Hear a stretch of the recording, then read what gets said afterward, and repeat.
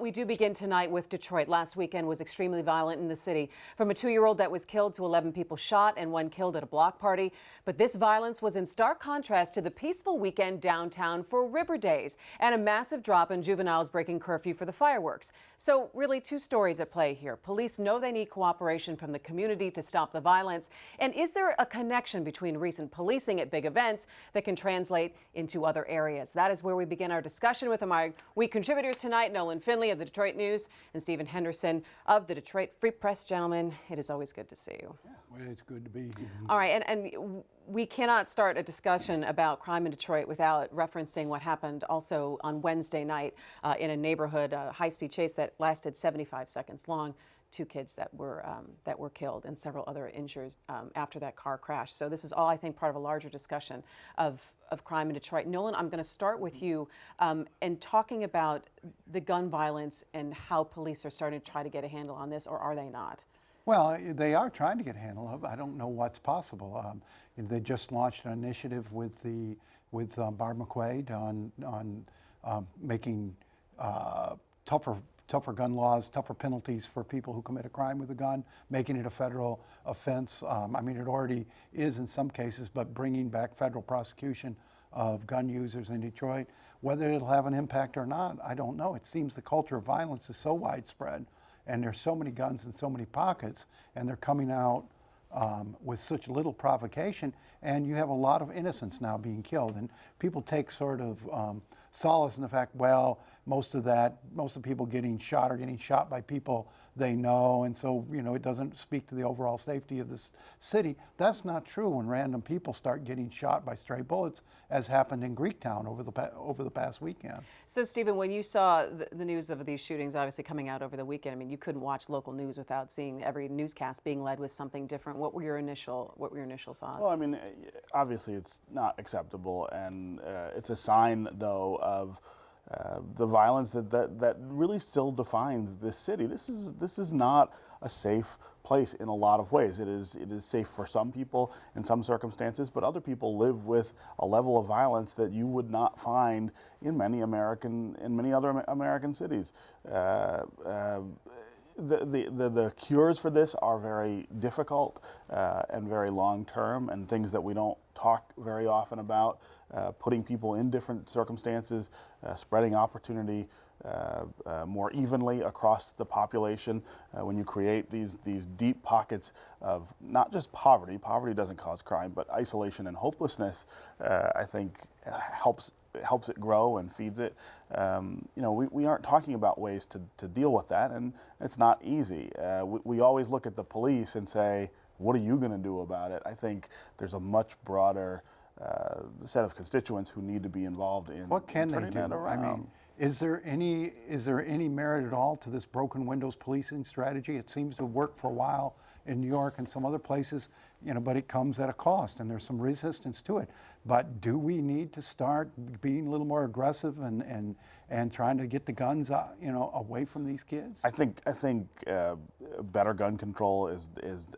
I'm a big supporter of better gun control. Gun control laws aren't going to get the guns out of these kids. Well, you know, you could say that, but you got to start somewhere, right? I mean, holding gun owners. In 40 years from now, you'd still have this many guns. Holding gun owners responsible, for instance. I mean, most of the guns that you see in the city, if you trace them, they are traced back to a legal sale at some point. Somebody bought that gun at a gun store, and it ended up in the hands of whomever. Stolen or sold or right. whatever. Holding those gun owners responsible is part of the equation. But what about more aggressive apprehensions, shakedowns, looking, you know, looking under coats, looking in belts to see, you know, I mean, it has worked in other places. It works, and it comes at a cost. And right. we saw what we see what those costs are. Look at the cost of the violence. We had, you were getting 2- and 3-year-old children killed out here because you've got idiots out here firing guns at each other. I think what was also struck me in talking about specifically the block party where 11 people were shot was that everything that Chief James Craig has talked about in terms of community policing and making sure his officers are out in neighborhoods and really engaging with the public, so trying to get this level of trust that when they went out there to investigate this, nobody is talking. And I feel that that they've been trying to make so many inroads, but then when you get a major scene like this, then people shut down. How can you start to get people talking? Yeah, I don't know. I mean, protect them. You do have to protect them. That's number one. The reason people don't talk is because they fear the criminals more than they trust the police. But for good reason. It's happened over and over in this community where people have stepped up and, they live in these areas. They live in the same areas with the shooters. They're not living here and the shooter's coming in from here. That might be the guy 2 doors down. And too many people in this city have been shot. We've had folks murdered before they could testify.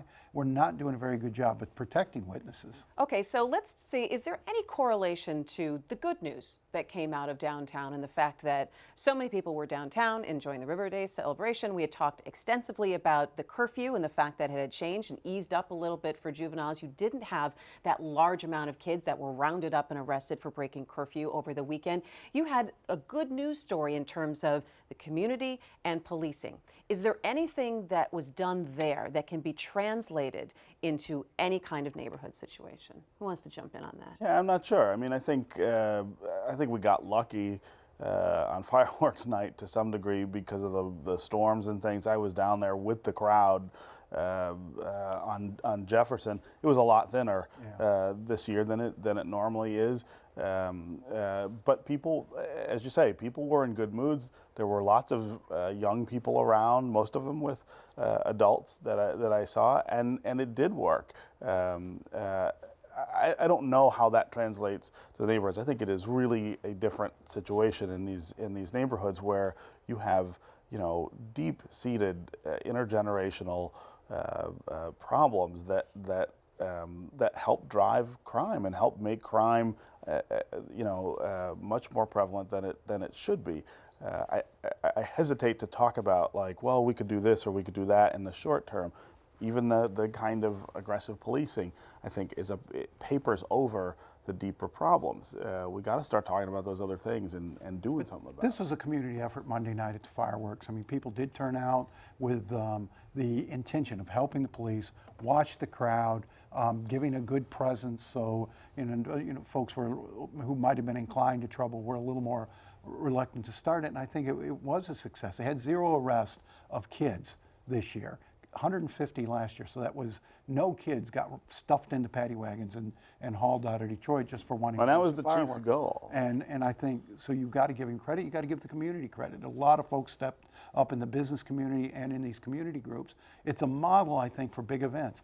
Whether it's a model for every day on the streets is another question, but at some point folks are going to have to either take back their neighborhoods or leave them because they can't live like this. When you talk about aggressive policing, and we talk about what just happened about 24 hours ago with this high-speed chase that lasted 1 minute and 15 seconds, and you end up with 2 children dead, 3 more children in the hospital.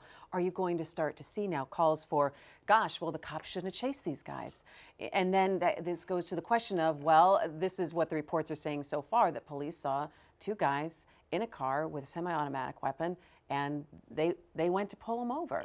Yeah. I mean, the chasing issue is something that we haven't talked much about in this community, but in some other communities they have, and they've stopped police from engaging in these kinds of chases, especially when they go through neighborhoods, crowded neighborhoods.